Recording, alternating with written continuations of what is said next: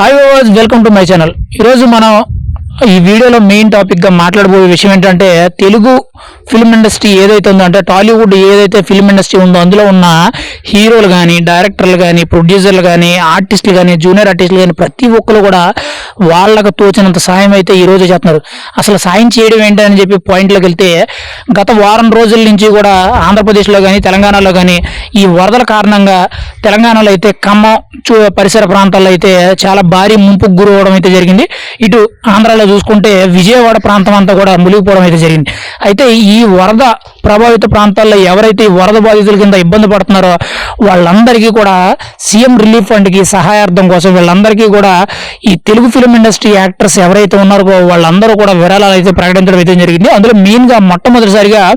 First junior NTR గారు అయితే ₹1 ప్రకటించడం జరిగింది. ఆ తర్వాత ఒక్కొక్కరు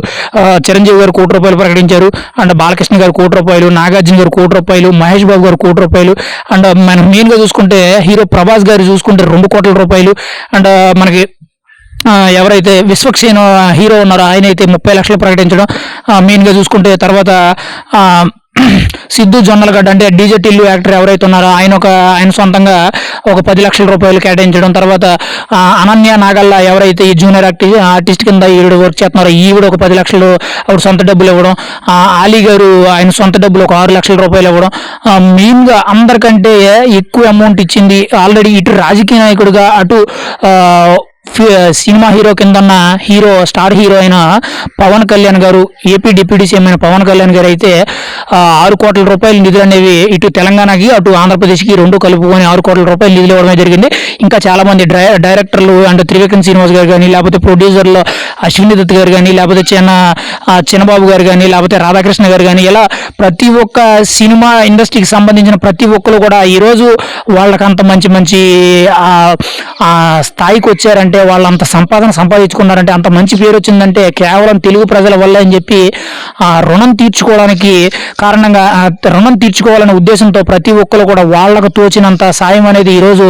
వరద ప్రభావిత ప్రాంతాల్లో ఏదైతే ముంపుకు గురైతే వాళ్ళందరికీ కూడా సహాయం కోసం అయితే సీఎం రిలీఫ్ ఫండ్ కోసం ఎంతో కొంత తాను వంతు సాయంగా అయితే చేయడం జరిగింది. కానీ ఇప్పటి వరకు వచ్చిన విరాళాలు అయితే ఇవి మెయిన్గా పెద్ద పెద్ద హీరోలు అందరూ కూడా ప్రతి ఒక్కరు కూడా ₹1 విరాళాలని చెప్పి ప్రకటించడం జరిగింది. ఇంకా చాలా మంది కూడా